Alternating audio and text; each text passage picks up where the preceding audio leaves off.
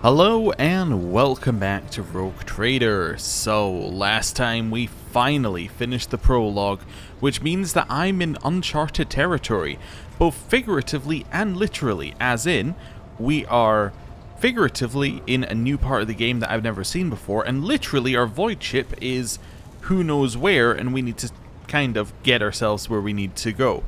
But to do that, we have a variety of quests, which I want to go over at the start, and basically just do a where are we?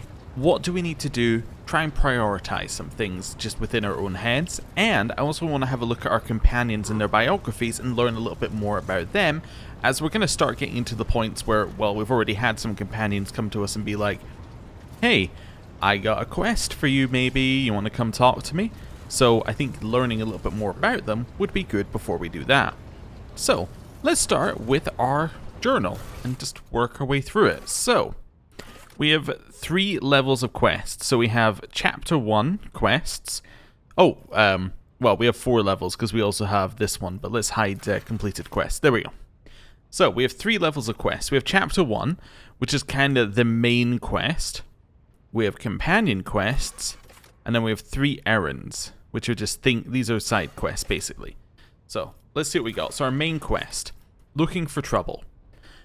A matter of the utmost importance led the interrogator of the Inquisition, Henrix van Calox, to the Rycad system. The rogue trader's duty as a loyal servant of the Imperium is to find the interrogator and aid him in his mission. Since his whereabouts are currently unknown, it may be easier said than done. Okay, so we've got a couple of places here that may have caught his attention. He could have gone to Rykada Philia, the prison planetoid. He could have gone to the Navis Nobilite system, which is where our navigator may be. Okay. Or he may have gone to Rykad Minoris, which is kind of a major planet in this area. Okay. Battle Sister's personal request. Go and speak to Arenta. Okay. New blood. The crew suffered losses during the cultist raid. This can be remedied on Rykad Minoris. Okay, so this one seems like a pretty major one to do. So what does this actually mean here? Does this just mean new, or... Yeah, it just means new. Okay, that little marker. So, this one seems pretty major. The voidship requires a new engine seer who may be found somewhere in the system. Also seems fairly major, getting somebody who can fix up our ship. And then the voidship needs a new navigator. Very important, but as we were told last time, we can kind of go around this system as much as we like. It's the actually going into warp and traveling vast distances which is going to be the problem. So, right now, a navigator isn't necessarily our top priority. It would be nice, but it's not necessarily. I kind of feel like these two are higher, at least to me, so I feel like going to the Rykad Minoris system would be good, because it would also let us maybe advance this, but we'll see. Right, rumors. Warden of the Expanse. Lord Inquisitor Xavier Calcazar is a powerful, mysterious figure who plays a pivotal role in the fate of the Koronus Expanse. His power is so great that it extends even over rogue traders. So I'm not entirely sure what rumors are yet. I mean, obviously they're rumors, but maybe it's just something to follow up on. Maybe they'll lead to a quest, maybe they'll lead to something else. I'm assuming that these are just points of interest, basically. And then we have contracts, so I assume that this is a kind of side quest, maybe? I'm not entirely sure, but I guess we could take on a rogue trader contract. Maybe this happens after this. Maybe Chapter 1 is like looking for trouble, and then we start taking on our own contracts as we get further in. And then the quests become advancing the main quest. I'm not entirely sure, but anyway, that's what we got. Before we go and have a look at our companions, I just want to make sure we go through all of these and know what they are. So we got inventory, fairly straightforward, which is all kind of set. That's fine. Then these are the this is the handwritten letter. Okay, let's read this. Have we read this before? I think we have, but let's go through it again. Esteemed Theodora, a change in circumstances has demanded your immediate assistance in our mutual cause. Forthwith, Upon receiving this letter and performing the necessary preparations of the crew, you are to depart for the Rycad system. One of my agents, Interrogator Henrix Van Calox, operates there at the present time. Upon your arrival in the system, you will, without delay, make contact with him and offer any assistance required of you, after which you will provide him with passage to the Furibundus system aboard your ship. For that, we'll need a navigator. On footfall, the interrogator will remove himself from your presence to await further instructions. Anticipating any questions you may have, I will stress that the nature of Interrogator von Calox's activities in Rycad Minoris is of no concern to you. So he was there initially, so it seems like this is a good place to go, because that's where he was, right? We know he was there at some point. Whether he's still there, that's a question to be answered, but we know he was there. If required, Van Calox himself will disclose the details of his mission. May the Emperor's light be with you, XC. Okay, interesting. So, I find this first line very interesting.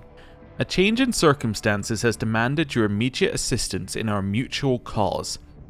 Now, he could be talking about the mutual cause of kind of the Imperium, right? Like, this furthers the will of the Emperor and so on. But it could be something else. There could be a mutual cause between Xavier and Theodora, which has caused this to advance, like something that they were working on. I don't know. Interesting. And then we also have this blade shard, which we're going to have to find out about eventually. Okay, cool. Next, we have character. We'll get back to that. Journal. Map. Okay, fairly straightforward. See if we have any other things. Okay, that's all fine. Corpus Valentius. Ah, okay. So this is everything we could ever want to know. So this is our encyclopedia. Oh, okay. That's useful. Yeah, okay. We'll have a look at that later. Well, we'll have a look at that when we need to. Voidship management. Okay, this is a screen I'll get to later. Cargo manager. Okay, I was just seeing if what this does for us here. So it just kind of lets you see what you have at a glance. Alright. Yeah, I'm not entirely sure what we're meant to do with this either. But also this kind of implies that we could have multiple frigates. Interesting. Okay, cool. Let's have a look at the characters. So we have us. We are level 1 Iconoclast at 15 out of 45 of the next level. Okay, that's fine. Can I see what this has done for us here? No, or like what has caused us to be here? No. Okay, well that's fine. What I was looking for is in the Pathfinder games that they have. They basically have a like list of, you did this, and then this, and then this, and this moved your alignment. Maybe it's in reputation? No, that's a different thing. Okay, cool. What's above the Thundering Gates? The rogue trader and 2 random allies start combat with temporary wounds equal to their own resolve. So what is our resolve? What is resolve? Okay. It determines the amount of momentum gained at the start of battle. Yeah, okay, cool, but like, what is it? Not entirely sure, but we'll gain some temporary wounds is basically all that's saying currently. Or is that when we reach level 2? No, that must be at level 1. Okay, cool. Features, so that's all this stuff that we already know about. It's our talents and our active abilities. Archetype, we're currently working on this. Reputation. Profit factor has not been changed yet. Profit factor is a representation of the relative value of the rogue trader's warrant of trade and what opportunities and resources it can call upon. So this, I would see, as basically our meta level progression, right? So we are level 5, but our campaign is profit factor 10, if that makes sense. Maybe I'm wrong, but this is it's available, I guess, so maybe you can spend your profit factor in ways. I'm not sure. I'm just theorizing before we get there, so that when we get there I can adjust. And then there's our biography. Oh, you can see your history. So that one that I thought was a check was not actually a check. Okay, cool. So the one in the just before the end, the final fight of the prologue. Okay, cool. So that's neat. So we'll come back to that later. Right. So that's us, which obviously we already know about us. Let's have a look at someone else. Arenta. So Arenta's a level 3 dogmatic, which means that she can never be iconoclast and she can never be heretical. She's stuck in dogmatic. Okay. I mean, she could stay at level 3 and get these up to level 2, obviously, but you get what I'm meaning. She's kind of on this path, which we would expect. So she gets Grim Determination. The Rogue Trader and her allies gain 10% chance to survive with 1 wound instead of falling unconscious. Are these things I just get, or are these... I think these are things I just get. I'm not entirely sure. Right, Absolution. In the first round of combat, all critical hits scored by the Rogue Trader's party inflict burning. In addition, all fire damage suffered by enemies increased by +1 for each rank of conviction... +1 for each conviction dogmatic rank. Okay. I'll need to keep an eye out for these. Okay. And then at level 3 we get Path to Redemption. Any momentum expenditure by the Rogue Trader and allies, including heroic acts, is reduced by 20%. Okay. Doesn't say whether we're getting these bonuses right now, but I think we are. I don't know. Anyway, we've got all the features, which you already know about. Have we got any talents in here, which are things to look at here? So you've got Imperial World, so you're from an Imperial World, and Humanity's Finest. So you get the additional bonus to a characteristic, whichever one it was. And we get Adepta Sororitas, the Sisters of Battle, which we've already read about. You're able to use bolter weapons, flame weapons, and power armor. Okay, cool. And yes, these do appear to be talents that we have, so these must be doing something.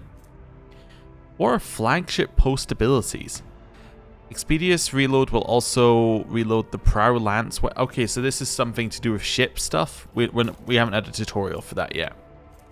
Okay, so she's got the Homeworld, Imperial World stuff there. And then her origin is Adepta Sororitas. Okay, and that's the Sisterhood of Battle, and that's where she gets all of that stuff from. Awesome. I don't know if she has a separate reputation than us. Maybe she does. Then Biography. Sister Argenta is one of the blessed Adepta Sororitas, sometimes colloquially referred to as the Daughters of the Emperor. Furious in both battle and prayer, the young warrior yearns to bring light to the dark corners of the Koronus Expanse. Argenta travelled on the voidship of Theodora von Valentius. On the fateful day when the vessel was attacked by the Servants of Chaos, she joined the future Lord Captain and helped repel the attack. The sister proved herself to be both a dauntless warrior and a reliable comrade in arms ready to destroy any enemies of humanity. Okay, so she's fairly straightforward, at least in terms of a character. We know what she's going to do. Doesn't mean she's not interesting, it just means that she's a dogmatic follower of the Emperor. She wants to spread the Emperor's, light to the corners of the dark corners of the Koronus Expanse, right? We know what we're getting. Okay. Next we have Adira. Now Adira is 2 points in Heretical. Why is this interesting? Well, that means that we can potentially pivot her to another thing if we can get her to kind of go along with us, right? She's not locked in Heretic. Okay, but she does get some things. So she gets Resource Preservation, 20% chance to save a combat stimulant or a medikit, and then Destroy the Weak. For the first round in combat, everyone in the Rogue Trader's party gains 25% chance to regain 1 AP after killing an enemy. However, triggering this effect immediately manifests psychic phenomena. Does not reset the cooldowns of attacks and abilities. Okay. What have we got here? Divination. Divination specializes in gleaming information using it to turn fortune to your favor.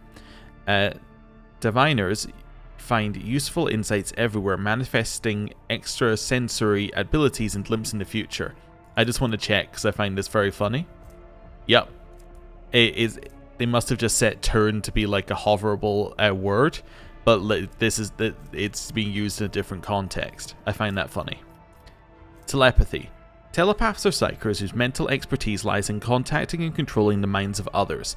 With a single thought, a telepath can tear away his foe's sanity, induce states of numbing terror, or possess his victim's thought and mold their actions as if they were his own. Cool. So she came from a forsaken world. The planet of Lyra lies in the deeper reaches of the Koronus Expanse. After a prolonged loss of contact with the Imperium, its population descended into heresy and turned to sorcery and forbidden knowledge to ensure their own survival and welfare. Okay. But she's also got the Imperial world's humanity's finest of thing, which is from a forsaken world? Okay. Unsanctioned psyker, and she has her psychic staff. Awesome. And then she has some things that she can use when she's on her ship, but like, we don't care about that. So there we go. There's Forsaken World and then Unsanctioned Psyker. Okay. Adira class is a Psyker diviner in the service of rogue trader von Valencius. Daughter of a distant world and a product of a doctrine alien to the Imperium, she perceives the curse of sorcery as a gift she deserves, for only the most skilled and strong can endure the touch of the Immaterium. Years of using her sorceress powers have cost both Adira's mind and soul dearly. With each passing day, her ability to keep the malignant forces under control weakens, and so the moment when the warp will devour the diviner without a trace creeps ever closer. Who knows if Adira will be able to come to terms with the inevitable, or if she will turn to other forbidden forces in search of salvation. Okay, I see. So we kind of have where she's coming from there. And next we have Abelard. So Abelard is 2 points iconoclast. So above the Thundering Gates. It's the same stuff we have, right? Except you have level 2. Master of Command. In the first round of combat, the Rogue Trader and their allies gain 2 plus the Rogue Trader's iconoclast rank. Additional MP. Oh, it looks like these only apply to the Rogue Trader based upon that reading. Oh, so maybe only R1 is actually working? Yeah, so we're the ones who are actually applying something, maybe. I don't know. Maybe that's how it works. Hasn't really explained it fully, but that's fine. We'll find out. We can always test it once we get into proper combat. Okay, chain weapons deal plus 25% extra crit damage. He doesn't have a chain weapon, right? Nope, he totally has a chain sword. Well, fantastic. Good for him. So he came... Oh, that's us. So he came from an Imperial world. Okay, so once again, same kind of path, but he's also a Navy officer. The Imperial Navy is responsible for the fleets of void ships that assert the dominance of the Imperium amid the stars and fulfill other duties connected to the void and warp travel. Used to be a Navy officer and commander of a void ship, hardened in numerous battles and famous for resounding victories. Okay, cool. He gets a whole bunch of other stuff as well. What's Clenched Teeth? Damage deflection against first attack. Oh yeah, it's the one we took. Okay, so Imperial world into Navy officer. So these two have the same home world kind of thing, and then they took different paths through. And then we have Adira, who's completely different. Forsaken world, unsanctioned psyker. These two were kind of came through the Imperium, and then she's been recruited elsewhere. Okay, biography. Seneschal Abelard Worserian is one of the closest associates of the late Theodora von Valencius. He has spent a decade serving the Rogue Trader's Protectorate, and he clearly intends to spend another decade keeping a close eye on every negligent servant or undertrained officer. The elderly Seneschal does not show it, but the death of Theodora, whom he faithfully served for many years, shocked him.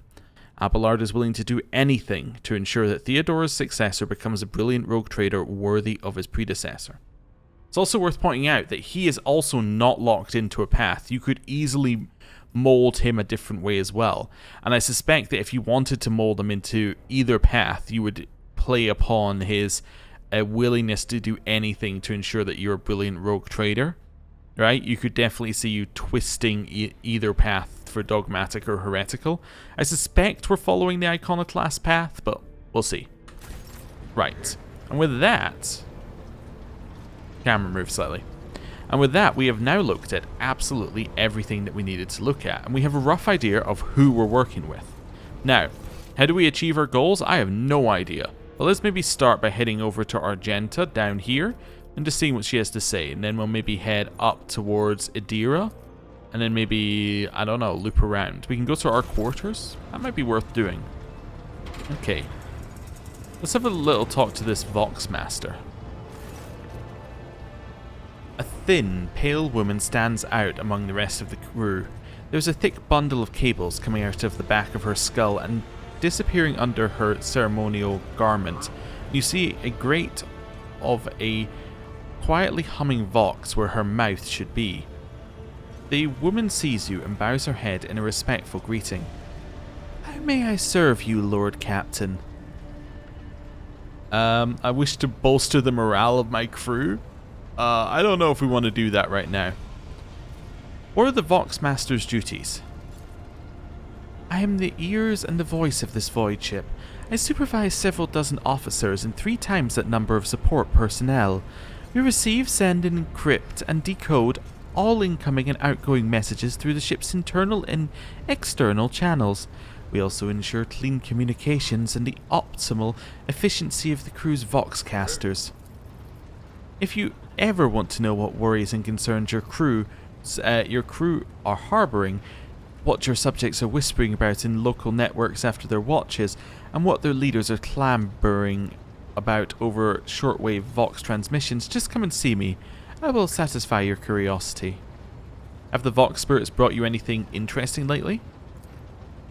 Forgive me, Lord Captain, I have no information that would be of interest to you at this moment. Okay, why do you look so strange? My appearance comes from my heritage. Generation after generation of people who spent their entire lives in the depths of this void ship. Neither we nor our ancestors have ever left our home, but the same can be said about many denizens of the Imperium's million worlds. We are used to the silence of the cosmos and the voices of the ship. There are thousands of us, but we dwell far from the Lord Captain's upper decks and remain unseen. We are the Voidborn. Interesting.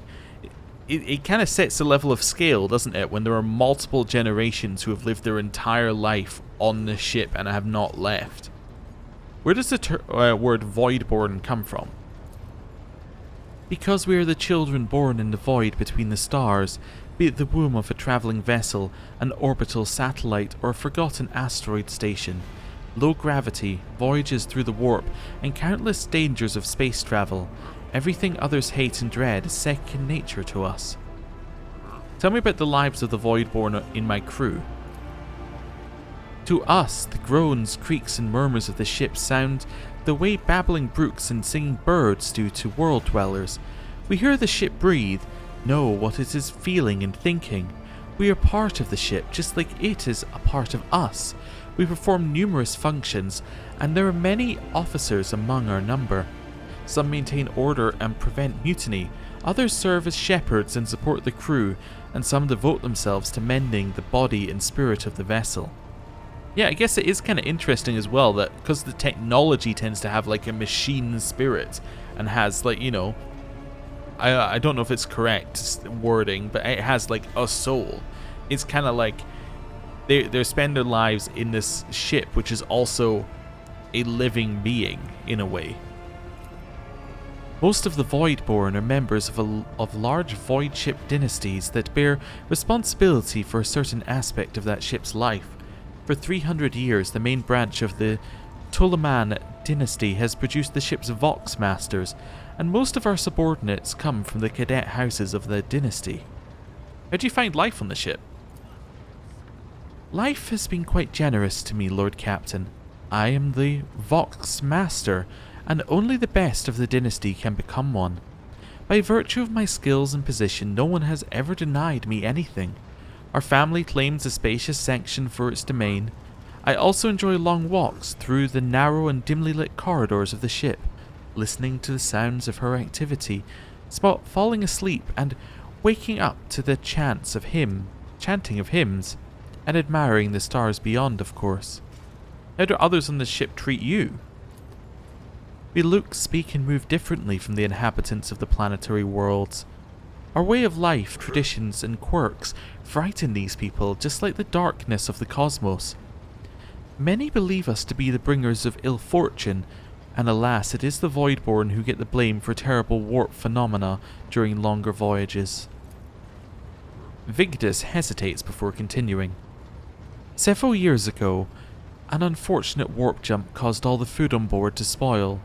15 days later, a hungry and furious crew nearly massacred everyone on the lower decks, blaming us for the misfortune and hoping to restock the larders with our flesh. I would have been killed during the mutiny had Adira class not shown up in the right place at the right time. She came to my rescue, and the scoundrels' fear of her was even greater than their fear of the Voidborn. Okay, so Vigdis has a loyalty to Tlas. Okay. Looks like you were close friends with Adira. Webs of tiny wrinkles appear at the corners of Vigdis's eyes. They only hint that the Vox Master is smiling. The Voidborn seldom make friends, especially among the captain's entourage, but you see, many consider Adira to be different. I am different too. We've spent plenty of time in each other's company discussing regicide over a glass of Amasek. Regicide is the murdering of kings, right? Oh, a human tabletop game played across the Imperium of Man, similar to the ancient Terran game of chess. Yes, that is what regicide is, and chess is effectively trying to kill a king, so that makes sense. And then Amasek? A potent alcoholic drink of varying quality, widely available across the Imperium. Except Adira changed after one incident, and we started to drift apart. The death of Lord Captain Theodora made her withdraw even more. I do not know if Adira considers me her friend now, but we used to be very, very close. It is good that I can still look after her in my own way. Perception test succeeded. Interpreting the Vox Master's emotions based on half a face and a Vox modulated voice is no easy task, but you managed to catch the undercurrent of Vigdis's words. The Vox Master is not merely saddened by her rift with Adira, she is devastated by it. Have you ever left the ship? Oh, I did once. It was dreadful. It felt like the massive blue dome overhead could shatter at any moment and fall. My bones would be crushed by the gravity. Vigdis twitches her shoulders, trying to ward off the flood of memories. This ship is my home, Lord Captain, and I would not trade it even for the bounty of 100 worlds. I see, let us return to business. As you wish, Lord Captain. Connect me to the vessel's main channel. I wish to bolster the morale of my crew. Before you can activate the Vox, a deafening screech of static fills the air, making everyone aboard jump to attention. You clear your throat and address the crew for rousing speech, but whispers and indifferent stares are the only response. Okay, we failed our 80% check. Well, you know, that's fine. That will be all for now. I live to serve, Lord Captain. Okay, she had a lot to say. Interesting. So, was she even marked? No. Wait a second, maybe. Oh, let me move off the top. No. I don't think that she was marked on our map. Interesting. Okay. Wait, have we spoke? Is Abelard here? Bridge officer. Oh, wait a second. Aha. The map is not in the direction you have the camera. Aha, so she was marked. She was behind us that direction. I see, so I wonder if it's only people who are marked that you need to speak to. Okay, let's head this way. I'm going to head down here towards Master Helmsman Ravor. The tall man before you appears to be woven from tendons and muscle. Blue veins snake under his white, almost dove-coloured skin, and his scalp and chin are covered in cropped white hair. His neck and shoulders are wrapped in wires that hint at the presence of neural connectors under his uniform. The officer's face seems to be twisted in a perpetual grimace of annoyance and anger. He greets you with a respectful nod. Lord Captain, Master Helmsman Ravor at your service. You're a Voidborn, are you not? I say, having literally met one other Voidborn and gone, ah, you must be one too. I am, born into a Helmsman clan in the bowels of the Chartist vessel. Studied the family trade until I was 15, then my entire clan was butchered in a mutiny by lower hold scum. So this is the same thing that Victus mentioned. Okay. They spared the young'uns. Of course they did. Kids with implanted connectors make great navigational servitors. I was having none of it. They weren't going to make a servitor out of me, so I escaped into the crawlways. Then I spent months picking them off, one after another. Ravor stops abruptly. You got me talking up a storm. Anyway, yes, I'm a Voidborn. Finish your story, Ravor. Ravor stays silent for a few seconds. Not much to tell. I gutted everyone I could get to, and then I fled upward to the middle decks. That's where the auger operators took me under their wing. They have apprentice helmsmen of their own up there, you see. Nobody asked me any questions, so I stayed. I grew up, trained, and got smarter. Then ended up a junior helmsman. A dozen years later, Danrock spotted me and lured me away, the cheeky blighter. Tell me about the Voidborn. Ravor winces and rubs his temple. Lord Captain, I mean no disrespect. May do better to find someone with a knack for conversation like Ptolemy, the new Vox Master. I ain't the talking type. I just get the ship where she needs to go. Best let folks stick to what they do best. What can you tell me about the other officers? Good-for-nothing wasters, that's what they are, each and every one. Take Janrus Danrock, that highborn weasel. He fawns over the officers, but some of the deals he makes would get him burned alive. He drags other people into his schemes so they can take the fall for him too. One of my junior helmsmen was ferrying goods from Footfall for him. Got caught by the Seneschal and ended up in the Void Hatch. Danrock couldn't care less. The Vox Master. Another Tolaman like the last one. Void Restum is no better. She cut off half the Vox channels the day she took up her post, said the Vox systems were damaged and the Engineerium had no contact with other modules. But how am I supposed to steer the ship? Collect the cogs reports with the power of my mind? First officer, Wursarian. I can't stand him. Like every Navy officer I ever met, he doesn't know a thing about controlling a vessel in the void. But he puffs himself up all the same and throws his weight around. Me and him have had words a few times before he left me alone. Thank the Emperor Lady Theodora trusted me more than the Seneschal when it came to helming a void ship. And then there's that woman. What's her name? Class. Lady Theodora brought her along wherever she went, and look what happened to her. I wouldn't be surprised if it turns out that witch had delivered her to an early grave, just like countless souls before. I don't see why anyone would want that walking calamity on their ship, but some would disagree. They say she's friends with young Ptolemy, you know? Or at least she used to be. Do you like anyone at all? Ravor looks perplexed. What kind of question is that? I like you, and Lady Theodora before you. And where would I be if I was making cracks about the rogue trader? I don't want to die just yet.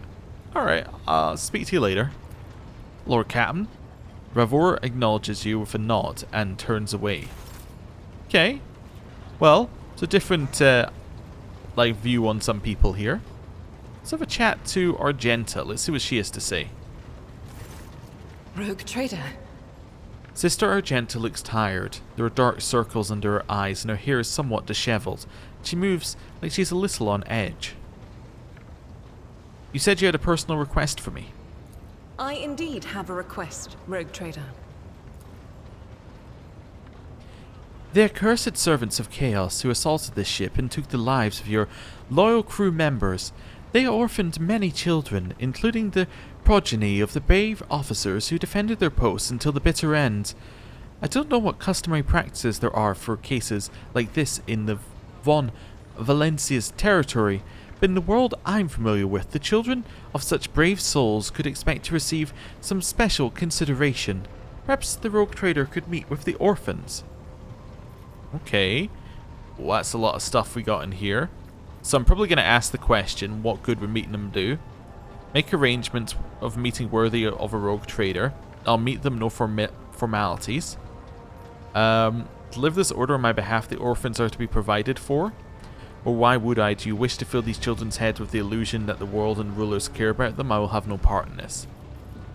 What good would meeting them do? These children are the future of your crew, and one day they too will have to stand against evil and heresy as their parents did. By meeting them, by speaking the right words to them, you will honor the memory of the fallen heroes and light the way to heroes in the making. They will always remember the day they met the rogue trader. Besides, it will bolster the orphan spirits, help them recover from their loss, which can be hard for someone so young. Okay. Let's see what we're going to do here. I think we might be happy for a no formalities meeting. I think that seems okay. I will meet with them, no formalities needed.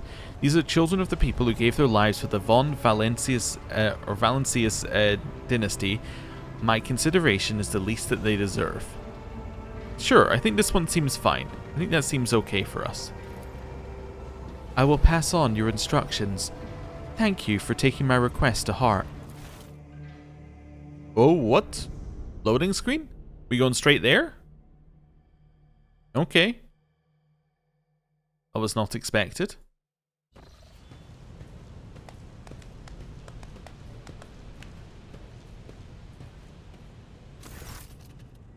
The motley group of adolescents do not take their eyes off you, gazing at you as if you were a creature straight from a fairy tale. Our indefatigable sister has been keeping an eye on these pups. Abelard glances at the gathered children. It is hardly the schola progenium in here, but we have provided the orphans on our ship with adequate care and instruction. A division of the ecclesiarchy responsible for the upbringing, education, training of orphans of those soldiers and nobles who have died in service of the Imperium. Arenta is standing to the side of the group. At your approach, she perks up and announces, her voice ringing. Brave ones, the master of this ship has appeared before you, the one who guides it through the darkness of the universe by the Emperor's will. Greet your Lord Captain, the rogue trader of House von Valencius. Okay. So how are we going to go for this here? I, the rogue trader and Lord Captain of the ship, speak to you now. Your parents gave their lives for a just cause and brought honor to the banners of... Okay, we can do that one. We'll read it all if we're going for it. Your Lord Captain greets you, brave ones, or give them treats and escort them to their homes. I believe a minute of beholding Lord Captain is great enough honor for them. Definitely not 3. Let's not be super grand. Let's say, your Lord Captain greets you, brave ones. The teenagers keep staring at you.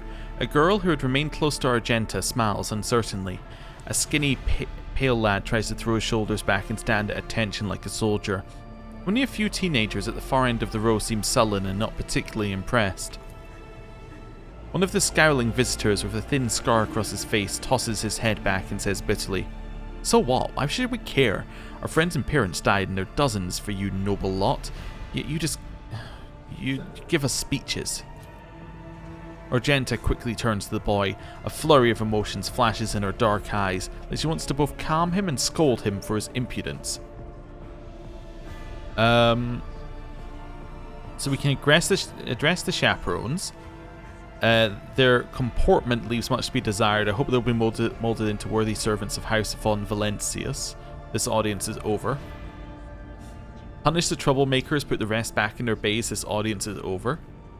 If you have things to say, say them without fear and I will listen. Rest assured you won't be abandoned. You will be taken care of. You know, I think what we're going to do is we're going to ignore it. We're going to rise above it. And say, rest assured you won't be abandoned. You will be taken care of. You can tell by their bright eyes that your words and the very fact of meeting the rogue trader in the flesh have left an indelible impression on them. Young ones, you won't recognize them in a year or two. They will learn to salute and speak only when permitted by their superior officer. But right now, clowning around is all they know. Arenta rubs her temple pensively. She smiles and offers a few more words of encouragement, then leaves the bay. Okay, that could have gone worse, I think. Oh, we're in a cutscene? I wasn't sure, so I was like, let's try moving the camera.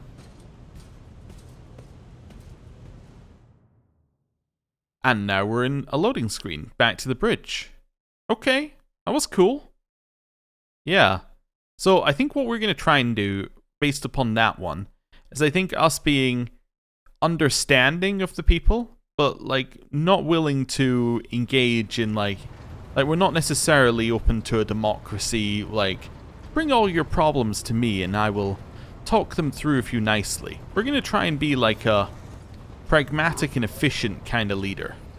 You know? We're trying to fill a little bit of the crime lord gap, right? Like we're not open to everybody getting their own comments in like a suggestion box, but we'll make sure they're treated well. That's what I'm going for. I don't know. We'll see. We'll basically just keep picking choices until we have a rough idea of what type of character we are. Argenta. Greetings. Even in the stillness, Sister Argenta radiates energy. With her dark eyes shining and a slight blush to her cheeks, she is reciting a prayer and looks at you only once she has spoken the final line. Tell me about the Adepta Sororitas. Gladly. There are none more faithful to the God Emperor than my sisters. We fight against his enemies by the will of the Holy Ecclesiarchy. I beg your pardon, Rogue Trader. Here I am talking about what every lesser noble in the Imperium knows. So what exactly are you interested in hearing about? Well, we're, in theory, not even a lesser noble in the Imperium, so... they say the Adepta Sororitas are the fiercest in their faith among the warriors of the Imperium, is it true? It is. The Sisters of Battle are a fire lit by the God Emperor. They are the echo of his voice that travels through the dark expanses of the universe. We bring his wrath to heretics, mutants, and other enemies of humanity. We protect the faithful from the unholy and unhallowed. Sometimes with words, more often than not with a bolter. Are all sisters truly as faultless as you say? Even the novices of the Adepta Sororitas are drawn from among the most worthy. Those who have taken the vows and become a full-fledged sister are the best of the best, tested by trials of body and spirit. Yes, there have been cases when a sister stumbled or showed weakness. But do not expect to hear a story of depravity or downfall from me. Each such occurrence is a great tragedy for us all. Light cannot bear the smallest speck of darkness within. And thus those who have trespassed or shown weakness of spirit are given a chance at redemption. They are called Sisters Repentia, and may the enemy tremble before her. For nothing can stop a sister of battle who yearns to be cleansed of faults and weakness. Wearing nothing but robes, no armor, eviscerator in hand, those sisters who have once faltered find repentance on the battlefield. Their lives are seldom long, but a death in the name of purgation is a better fate than to live with a shadow in one's soul. Cool. What order are you from? Once I had completed my novitiate, I was sent to the Calixian branch of the Order of Our Martyred Lady, assigned to the Order's Pronatus. The Order's mission is vital and noble. The Sisters Pronatus protect great relics of the Imperium. We guard them, preserve them, escort them when they are brought onto the battlefield or presented for pilgrims to venerate. And we seek out the relics that have been lost. Neither a coven of heretics nor the most wicked death world can deter Sisters Pronatus when their goal is to return a piece of the great legacy of the Imperium into the hands of the faithful. You said you belonged to a Calaxian branch of your order. What brought you to the Koronus Expanse? The Order sent me to Footfall. My undertaking was to assist the local priesthood of Drusians in caring for a sacred reliquary that had been there since the time of Parson Mr. Wayne, the station's founder. Drusians. Followers of the cult of Saint Drusus, a legendary hero of the Angevin Crusade, who founded the Calexis sector or the Imperium of Man. Are there any other members of the Adeptus Sororitas in the Koronus Expanse? None that I'm aware of, but the Sisterhood's orders are many. and can operate independently of one another, sending their sisters wherever their presence is needed as deemed by the ecclesiarchy. Perhaps somewhere in the Lord Inquisitor's retinue, may his path be blessed, my sisters perform their duty as we speak. I wish it were so. Even a single evening spent in joint prayer and training would bring me joy. I have no more questions about the sisterhood. Should any more arise, keeping them to yourself would be imprudent. It is a virtue to take an interest in holiness. Okay, cool. Tell me about yourself. About me? I am the Emperor's daughter and his servant. What else is there to tell about me? Okay, cool. So, very much it's my life ended, or my previous life ended when I joined the Sisters of Battle, and now I am one of them, right? That is where the new life began, kind of thing. How did you end up on Theodora's ship? I first came here when I found myself in need of passage from Footfall to a remote planet. But I imagine what interests you is not that first journey, but rather what brought me aboard prior to the pirate attack. That story is complicated. It just so happened that She stopped short. I made a mistake. In a moment of laxity, I was ambushed by the accursed followers of the archenemy. I was badly wounded. Lady Theodora came to my aid and brought me aboard her ship, while her crew attended to me in my weakened state. It all happened not too long ago. I'd barely recovered from my wounds when the pirates struck. Truly, the servants of evil know no rest. There is no place where we can be safe from their machinations. What happened to the people who wounded you? Did Theodora's men eliminate them? Sadly, they did not. Lady Theodora was in a hurry and chose not to stay on the planet. Her people took me to a ship while I was unconscious, and when I came to my senses, we were already flying away. How I pray to come face to face with those heretics once more, and it's bound to happen someday. Okay, so we might see that happen at some point. Okay, you mentioned making a mistake. It happens even to the best of us. My mistakes are my burden to bear. I'll find a way to atone for them. Interesting. So he's not telling us what it is, necessarily. Where did this happen? On one of the recently discovered planets in the Expanse. No one suspected that it had already been tainted by the filth of heresy. Had I known it beforehand, of course I would have been on my guard. We could go to that planet and deal with the Chaos Worshippers. The path to that planet was lost. All the knowledge is gone, along with the previous navigator. It would take immense effort and resources to rediscover the route. The heir to the von Valanci's protectorate must have plenty of other issues to deal with right now. Perhaps later, when the skies above our heads have cleared. Okay, once we have a new navigator, maybe we'll start looking into it. Okay, what was it like traveling on Theodora's ship? I hadn't been here that long. Just one journey from Footfall, and the other journey, the majority of which I spent in the confines of the medbay. I can't tell you much about the first voyage. I was more focused on prayers and ruminations than on the people around me, or the journey itself. During the last journey, Seneschal Viserion stood out for me. He came by several times to ask about my health. He's an honorable man and a loyal servant of the Imperium. I think he is as meticulous in his inspections of the logistic systems as he is in his inquiries about the health of the occasional sister of battle aboard the ship. But not all of Theodora's people have earned my trust. You know who I'm talking about. There is no place for Adira Tlas among the God Emperor's faithful. I'm surprised she wasn't in league with the pirates. And I'm equally surprised by how deep heresy and treason run in this place. I'm glad we all made it through that dark hour. May the day that follows be bright. Okay, so very, very much against Tlas. Okay. But that's going to be an interesting position, given that at least the Vox Master is on her side. I'd imagine a few other members of the crew. Okay. I don't have any more questions, thank you. As you wish. What is it that's keeping you in my retinue?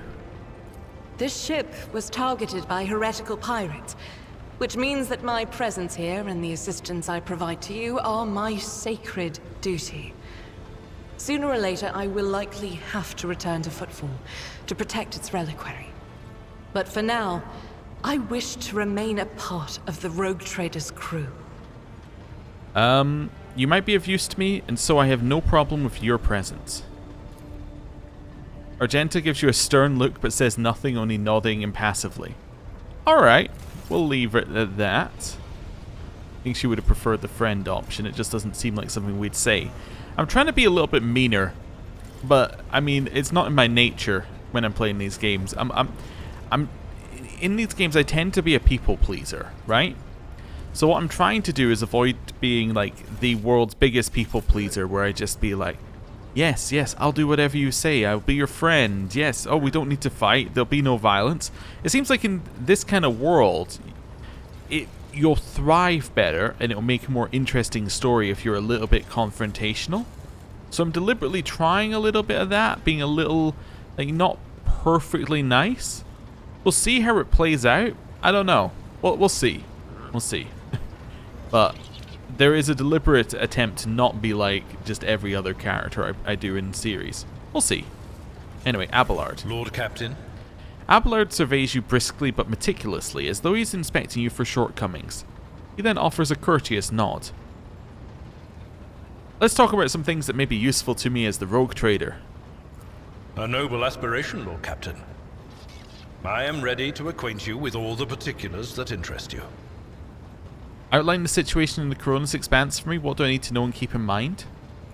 This is a topic for an official briefing, not a casual conversation. But I will try to answer succinctly. And if you permit, in my own words. The Koronus Expanse is considerably removed from the heart of the Imperium. This means that local warp routes become useless within months. Established pathways are regularly subject to attacks from all kinds of rabble. And in the only major port, the Imperium's frigates find themselves moored alongside pirate vessels. Until recently, the Koronus Expanse could hardly have been called a region of the Imperium. The situation has changed with the arrival of the Lord Inquisitor, but not by much. This place operates under its own rules, you see. More radical, so to speak. But ones that allow for a non-standard approach where there is a promise of victory. The Koronus Expanse is considered rogue trader territory for a reason. Only rogue traders have sufficient military might, audacity, and the rights granted them by the warrant to survive the leap into the unexplored part of the Expanse, and in the event of a successful outcome, to hold on to whatever they manage to capture on the frontier. Okay. Who are the main players I need to be aware of in the Koronus Expanse? In the first instance, you should treat official representatives of the Imperium with respect. The Expanse may be on the fringes, but it still numbers among the territories of the Golden Throne. The arrival of the Lord Inquisitor has turned the Koronus Expanse into a less wild and uncontrolled region, to the regret of some individuals who had grown inured to the local lawlessness. Rogue traders such as yourself are also servants of the Imperium. They have been accorded special rights and powers. They wield immense authority within their territory, and they enjoy absolute respect in other parts of the Expanse. The most powerful of them are Caligos Winterscale and Incendia Bastal Chorda. Tread carefully when dealing with either of them. If we are to speak of unclaimed territory, which is what Footfall is, among the scum that dwells on that handful of asteroids, there are 3 factions that wield considerable influence in the sector. The first is the Kazbala Commission, organized crime in its most primitive form. It holds sway over the Liege of Footfall, and has links to rogue trader Winterscale. The second faction is an offshoot of our shining ecclesiarchy, followers of St. Drusus. They are actively building their forces, and hold influence over rogue trader Chorda. And finally, the third faction, the Explorators, a wing of the Adeptus Mechanicus. They are willing to die and kill for the secrets of the ancient technological heresies that are hidden among the stars of the Koronus Expanse. Okay, interesting. So, respect to the Imperium. If there's an Imperium like group there, they get like top billing. So if the Lord Inquisitor is somewhere, they are the most important person in the room. Then it's kind of rogue traders anywhere, right? And they kind of get their power and authority through, you know, having the biggest gun in the room at the time.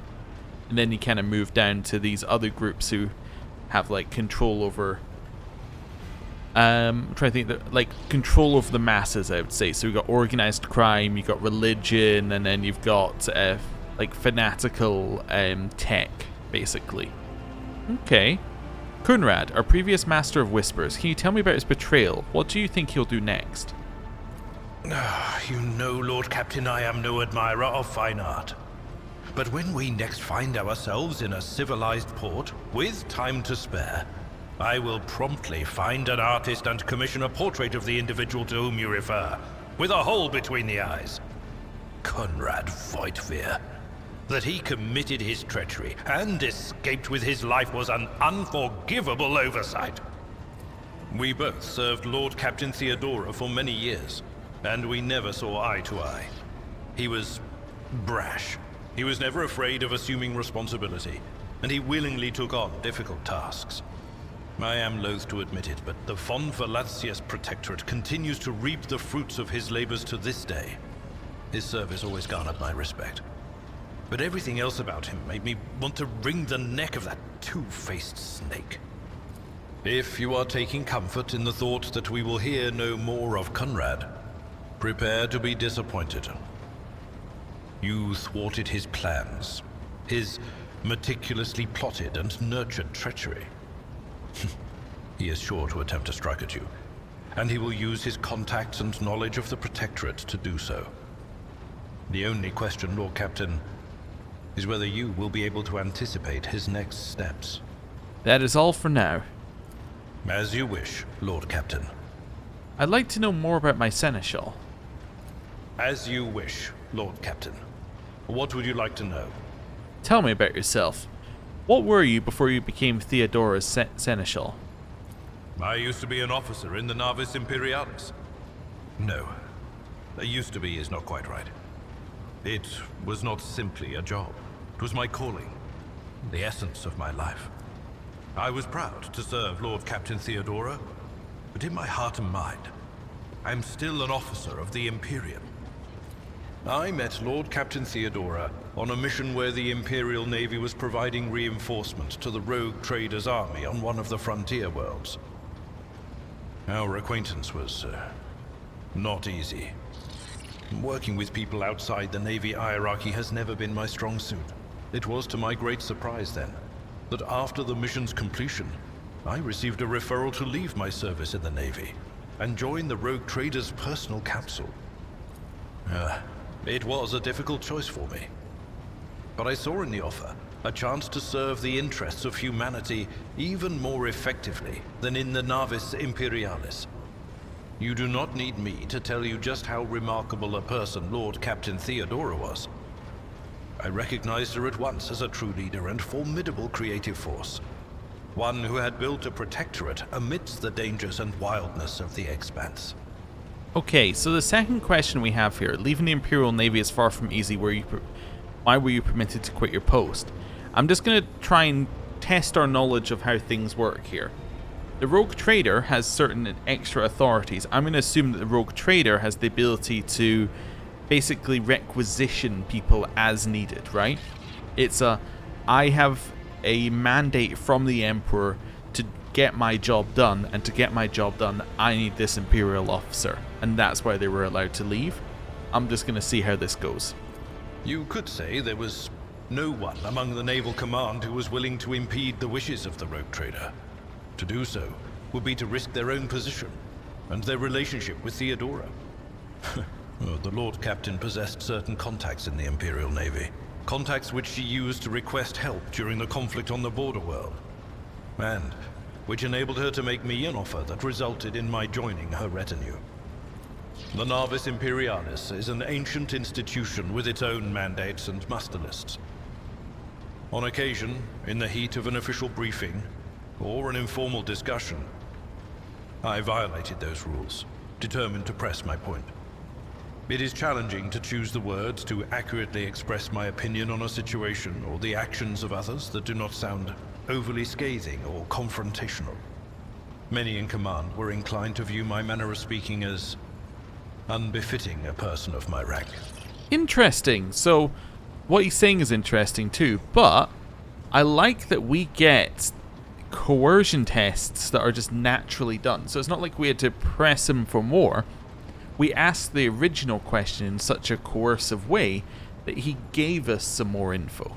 That's kind of cool. But okay, so it wasn't quite as I thought. But I wanted to say it beforehand, as in to get the rough idea of what I thought things were, so that we can adjust, right? So, it's more because a rogue trader is very powerful in a way, and then they are, one, able to help the Imperial Navy, so it's a quid pro quo kind of situation. It's a, because they're a powerful ally, you want to keep them happy, and two, it's because if the person who said no to them, she had connections with the levels above, right? And again, it's keeping your allies happy. Is that kind of thing. And then with the coercion, it's also because Abelard was willing to, or was often not following these exact rules in terms of how things should go in meetings, and he was causing problems with command, and therefore it made them even more likely to be like, one, it will keep her happy, and two, it will get rid of Abelard, right? Okay. The way you talk about Theodora, I'm beginning to think you were in love with her. What? Lord Captain, any allegations of improper feelings or unsanctioned relations are utterly baseless and bordering on the insulting. Utterly baseless. Do you have a family? I am a widower. I am a father of 4, and if my information is not outdated, a grandfather of 11. My family lives on Dargonus. None of my children express any eagerness or aptitude for serving aboard ship, and I would hardly have insisted that they follow in my footsteps. Well, now I feel bad about pressing him on the, did you love the rogue trader when he's like, I'm a widower. I'm like, oh, well now I feel bad about this. Should have asked that question first, and then we could have known not to ask the second one. But anyway, thank you, I have no more questions. Of course. I'm not going to ask him to call me by, well, okay, you can call me by my first name if you wish, we'll say it, but it's just going to be an excuse, right? It's going to be Abelard going, well, no, of course, that would never be right. I must call you Lord Captain, and the reason is because gameplay-wise, like, you know, they don't. He's not going to randomly say our name. He's just going to say a name that they could pre-record. I thank you for the honor, but I must decline. As a former military officer, I believe in the importance of order in all things, including the chain of command. You are the Lord Captain, my direct superior. I am not prepared to address you in any way other than as regulation dictates. I must take my leave. Until next time, Seneschal. Lord Captain. Okay. And with that, I think it's time for us to end the episode. I know we haven't really gone very far, and we still haven't spoken to Adira, or the High Factorum Janus, or even gone to our quarters or anything, but I think it's a good time to end our episode, because next time, we're going to speak to Adira, we're going to get a little bit heretical. So, thank you for watching, see you next time, goodbye.